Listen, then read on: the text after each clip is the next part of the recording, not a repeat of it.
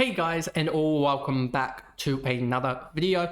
In this video, we're going through the trade targets for round 6 of the fantasy season. Going through also the rookies. It should be a little bit quicker nowadays with the rookies as, a lot of people own them. There's still a couple of the major, almost starting rookies that are still doing really well, and a couple of guys that were round 1, round 2 guys that are just still going through the motions and have a low break even, etc. But there's also just a couple of sort of small forwards, I would say, that are not scoring too well, don't have a major negative break even that you're not really wanting to jump on. So yeah, let's just jump into this video. But before we do, remember to like and subscribe, turn the notification bell on so you know when I upload. If you are listening on Spotify, give me a follow and a rating over there, and let's jump into this. So with fantasy, top rookie of he's still going. It just doesn't stop. Riley Bice. What a mature age pickup from Sydney, somehow pulling this one off. He is outstanding and has basically just taken over from Lloyd and almost forced Lloyd into retirement almost at this point. There's definitely talks from Sydney. Lloyd, if you actually look at the numbers, this is how much of an effect he's having. 1, he's taking away from Matty Roberts. 2, he's made Jake Lloyd have his 2nd and 4th worst rated games of all time. The only worst game that he had, I believe, was one random game or something. Or it might have been his first, and his 3rd worst rated game, I think, is his debut game where he was sub and 25% time on ground. That's how much of an impact Riley Bice is having on Jake Lloyd. And to the point that it's a matter of, do they pick, and this is why I'm just a little bit concerned about Caden Cleary in the short run here, and why I might go for someone else and save the 10k, etc. In Supercoach. But in fantasy, not too concerned as much. But Caden Cleary is a guy that is average 75.5. We sort of saw this, and you kind of want him to actually drop just a little bit lower in the long run, have a sub or two after we sort of trade him out. Maybe that forces a trade, etc. In the long run, but hopefully he doesn't average 75, because next year is when he could really, especially if Chad doesn't, if Chad leaves, then Caden Cleary is probably next up in line in the midfield line. And if he starts getting time on in the midfield, then that's 75. You really want there to actually present value. So yeah, he's just definitely a guy that we doesn't hope average 75, please. More like the 60, 65 that I kind of predicted. But this is, I'm at least happy that he would have been the F7. He would have been F7 FA over Connor Stone easily, hands down easily, if he hadn't got himself suspended for drug use. So yeah, I'm at least happy that I got that pick right. That Caden Cleary was the guy from the Swans that once Sheldrick started to have shockers, etc. Caden Cleary was always the guy that I was really hyped about, and it was only when his drug ban actually happened that I switched over to Sheldrick. But he was always the guy that I was like, from Sydney's point of view, he's going to be the guy that's going to hit. He's going to be the guy that's going to be value, start him, etc. Obviously, the drug ban meant that he couldn't, because he had 2 games off in the bye and then was getting back to VFL and hadn't had a proper AFL pre-season, etc. in terms of match sim. So it was always going to take a couple games to get back into it. But he had 37 in the VFL and they went, nah, straight back in. Too good for the VFL. Basically what Riley Sanders was doing. He's in the same draft class as Riley Sanders, played in the Allies with Riley Sanders and Colby McKercher. I think they all 3 average like 28 or maybe even 30 possessions each. Those 3 alongside Harley Reid are the best 4 mids from that draft class. So he's going to transition into being a midfield long term. He's getting exposure at the moment to a certain degree. I think it's about 10% per game. You can see here 7 and 9%. I think that was roughly what he was getting last year. So do expect him to have some down games. So he's probably not a fieldable option, given that when we saw him last year, he did the same thing, roughly about the same. He's getting a little bit better, but you expect to see some 50s and stuff, but this is still negative 20 break even. If he goes and scores 50s, if he scores 50s, I expect about 150k cash gen across 3-4 weeks. If we just do this and then go here and then go to fantasy price projector and then go, he's also a midfielder, so I can just do this quickly, I think. Is he? Nope, he is not. I thought he got midfield status, but because he only played 2 games, I don't think he did. He might not have even qualified anyway because of such a low low time in the midfield. But if we say he's going to average 60, which I think is semi-realistic, he goes up 66, 54, 37. That is 120 plus 37. That is 157k in 3 weeks, and he'd still have a somewhat low positive break even, which would see him probably get to top out at 550k. Plus, there's a potential for another big 80 game or so, which if you do that, then he already is generating 66, 70, 46, which is 136 plus 46, 176, 182k in 3 weeks, averaging, 66 with a big, 60 with the spike game of 80. So yeah, definitely a guy that you could see getting up there in price. And I could see making 200k and being somewhat fieldable through maybe an emergency loop or something like that. So there's that. I can get rid of that actually. And that's basically the only rookies to talk about. No, not really exactly. You got Tom Gross. Yep. He's doing his thing. He's priced 28k less than Caden Cleary. So if you don't have him, grab him. He's a guy that's going to average, I think, 60. I said 70 actually last week. I think that's still semi-realistic. 65 to 70 is still realistic.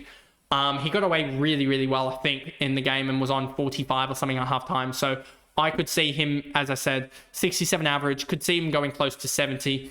And he's just got a really, really good role. If we go to this one here, still it's not on the CBAs. If we go to CBAs and then we go to West Coast, he has got a role now, back-to-back games, 66% CBAs, 74% CBAs. There's going to be a spike game in here. There's going to be a spike game of a 90-plus score. I have a feeling. We just got to wait for it. Plays Essendon this week, could be interesting. When does he play? Who's play Hawthorn after that? Melbourne, then Richmond. So he's got one of these 4 games. He's probably going to produce 300 points in the next 4 games. It's just when is he going to produce that big 100-point, I would say. Will White, I don't like. He's played 2 games. He's gone 45-69. So he's doing all right, but he's not doing outstanding. Played the West Coast, who were just deplorable. So, yep, skip. I don't like that. Sardar Hooley, if he can get out of the sub vest, he's been sub twice and he's come on 17 and 25% and then 73 and 62%. If he can get out of the sub vest, maybe next week. Plays West Coast this week, so yeah, we'll just wait and see. But I just don't like that he's in the sub vest a lot. Carroll has played 1 game, 68. I think you can wait another week for him just to see how this develops and see if he gets another game. We'll just see how that goes. Because he's got a -4 break even, it's not going to be too damaging if he goes another 60. I don't think that would probably see him go up 50. Yeah, you probably can collect him at about 320 or so K. Harry Boyd, we should be playing next week, but we'll see how the forwards prop up for St Kilda. Durden, Trainer, Sandy Brook, no one else here is really relevant. I don't think we're starting to get into the 10 break even marker, which is just not where you pick guys up for. So that's all of the rookies, and that's why I said it was going to take a short time. So in-out, it's going to be a lot harder to sort of project these in-outs, I would say, because we're doing it on the Monday rather than the Wednesday night. So you have 2.5 days. We know that, or at least I remember when we did the trade-ins last week, that we had players in and around that sort of 15 to 10 to 15k is what you see usually. So being only 7k for our Hawley, 5k trade-ins for Nick Daicos, etc., you're not seeing too many. But we'll go down a little bit further down the list, I think, this week comparative to the last couple where we stop at like a k or so trade-ins. Nick Daicos, definitely a guy I've been talking up this sort of trade-in, etc. When dynamic are you going to grab him up? When you think of it on the surface, because of the Jared Berry tag, etc., you would I always penciled in round 7 against Essendon. That was always sort of what I penciled in. That was easy, etc. Because I thought that the Swans tag would get him and then he'd still be on the down low for Brisbane, even though Brisbane he plays all right against, even through a tag. But because he destroyed the Nick Daicos destroyed the James Jordan tag, yeah, I think this is the week to jump on. He's going to be priced just over $1 million this week. He jumps up 22k next week against Brisbane with a 103. I'm projecting more like a 115 or so against Brisbane, which would get him up 30k or so to 1.04 million. Then he goes and plays Essendon, which you could probably project him to go 140 there. He's going to go massive on Essendon, especially with no Caldwell projected to be there. So, and then he has Geelong. Geelong could send Atkins to him or O'Connor. I just think he runs rings there. And then Freo, I don't think Freo have a tagger that's good enough. They'll play a run with role by Young or Brayshaw, but we'll see about that. I still think he destroys that. And then Adelaide, who do Adelaide even have? Peatling, maybe, but we'll see who they send there, as I just don't think that they'll put Peatling in the midfield to tag. Gross, Cleary, we talked about in the rookies. Then you get Merritt. I understand this as well. He's got an absolute banging matchup against the West Coast Eagles. Then he's got Collingwood, North, Sydney. I'm really targeting him after Sydney, I would think, against the Bulldogs. I really like the matchups there that he's got there, but I can completely understand you guys trying against the Eagles as well. I just want to get Nick Daicos in before he destroys it, but maybe actually doing the opposite and getting Zach Merritt in is the smart call this week in fantasy, but also he's an extra like 100k more than Daicos, so it's a little bit harder to grab him. So we'll see how that develops. He might be a guy next week that we grab. Especially because it'll be a little bit easier next week with better cash generation from rookies. So that's sort of my thought with Merritt. Carroll, we wait on. Max Holmes as well. I'd wait a week on him as well. He's got Hawthorn. He's going to probably cop some attention, but then his run opens up. His run just opens up a lot more. Like, yes, you got GWS who will probably put some attention into him, but also GWS could put some attention into the midfielders that like Bailey Smith, etc. You've also got Port Adelaide. I don't think they really have a forward tagger that will. Max Holmes will just stay down back. It'll just stay down back again in these two games. Bedford might go, could potentially go to him here, but I don't think Drew will go to him here. I think Drew will more so go to Bailey Smith, and Bulldogs, etc. don't tag. So I'm also waiting and just trying to match up here, because he also could cop the Hewitt attention in this game. Hewitt is kind of hard as well, with Holmes and Bazza Smith being two quality players. It's hard to predict who's going to cop the attention. Ned Long being traded in. He is 5.5 for 3k. I just don't like this trade in too much. I know when he isn't sub, he produces and averages, what's that, 162, 166, 266, averaging about 85. When he isn't sub, that's just not enough value, I don't think, at that price point. Briggs, I understand this for Flynn, etc. if you still somehow have him, but he's probably bottomed out also at that price point, and 79 break even is going to start to rise in price as he's dropped down 160k and is most likely going to average somewhere around that 90 marker, which isn't too bad for the ruckman this year. Price at that point, if you did have a bad ruck, you could probably sideways that there, or an injured ruck. Darcy Cameron, understand this as well. He has an effective average of 100, but he's going 107 on the year. He's been one of the better ruckmen, and has Brisbane. I don't know if they have McInerney surely back. Surely I missed something with McInerney last in the. I can't remember the Brisbane game review, to be honest with you. So just trying to bring him up. But he came up against Grundy on the weekend and did really well. Let me just try and get to the Brisbane matchup there and get to that. McInerney had 43 hit out, so that could be a tough matchup. But English went 98 on him last week, so we'll see about that. Then he has Essendon. It's suspected that Brian has an ACL. We don't know about that confirmation yet. We'll see about that in the coming hours, I think, or Tuesday. We'll see when that falls. But I'm not 100% sure if he's... let me actually just double check on Essendon's social media to see about that, because that could be a damning blow if it is that. So yeah, we don't have confirmation yet. No, we don't.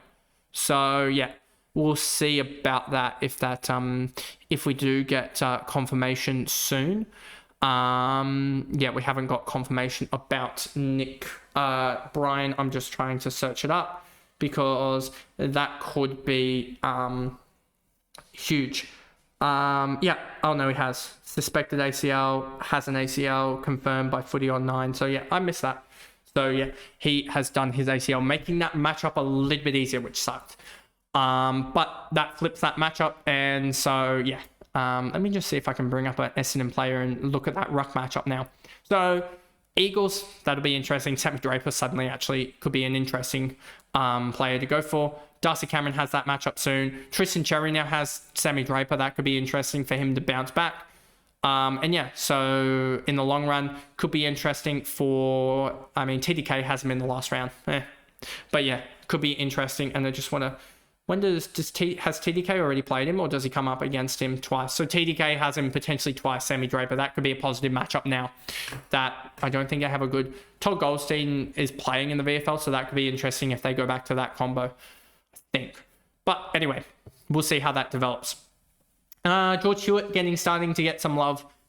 He's been a guy that I've sort of just neglected, and he's averaging 113, which is 4th best in the comp. What in the world's going on? All of us content creators are sort of just going and looking over each other, looking over the shoulder of each other going, what in the world's going on?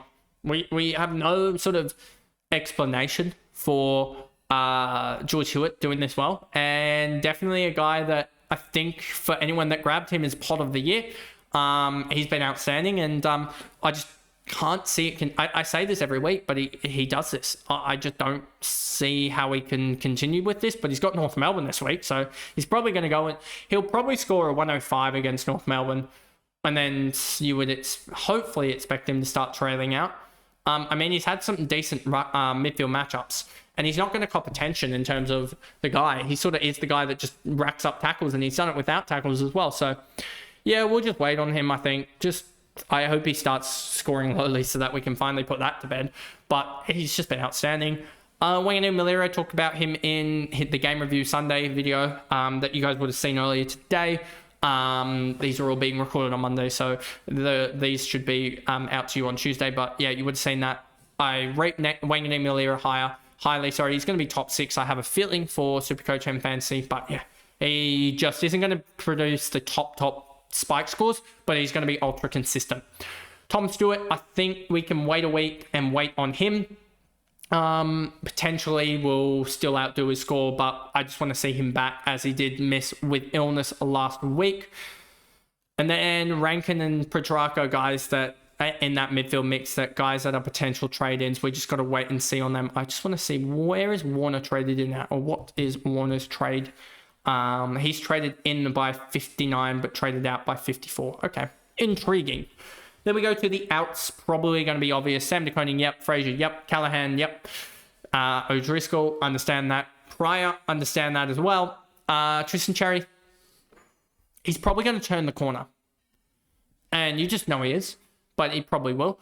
But yeah, 89, that's rough. It's been like minus 25 or so in the year. I told you so.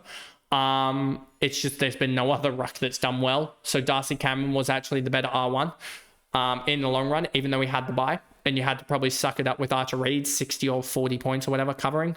So yeah, that's been Darcy Cameron I think's had an effective average, I want to say, of, if you just use him directly, a 100, but if you cover him with a 60, I think it's at about a 1.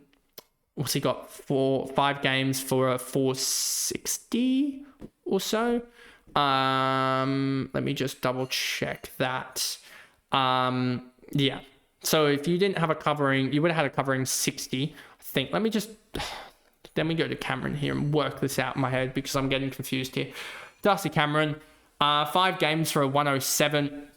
You would have had the covering score of 60, let's put it. He's at 536, so you would have had 4 games for 400 plus the covering score is 60. That puts him at an average of 92 in your side, effectively. But you've got, price change of 37k. So 92 average, not the greatest actually when you think about it in the long run, but could be really good now as he's pumping in those big scores and has gone hundreds in 4 out of the 5 games he's played. So, yep. In the long run, could be a really good scorer, I would say. But yeah, the effective score of 460 points across 5 games isn't the greatest. But yeah, I think that's about it I'd put in for the fantasy trade targets for round 6, including the rookies, obviously, and the primos that were starting to get into upgrade season. Number 1 trade in, Nick Daicos, then probably Zach Merritt. And I would say number 3... Andy Brayshaw, I think, probably didn't get down. I don't think we even got down to him or just skipped over him, but he's been outstanding. I talked about him in the Sunday reviews for game reviews. But anyway, those are my top 3. And then the rookies, of course, are Caden Cleary, Tom Gross, if you somehow missed him after week 1. And then I'd probably go Gross, Cleary, and then any other rookies. probably no other rookies. There's probably only 2 rookies there that I am way too weak on. The other ones, maybe a Hawley 3 if he can avoid the vest, I would say is probably number 3. But those are the top 3s across both, and I'll see you guys in the Supercoach trade targets video later. Bye, guys.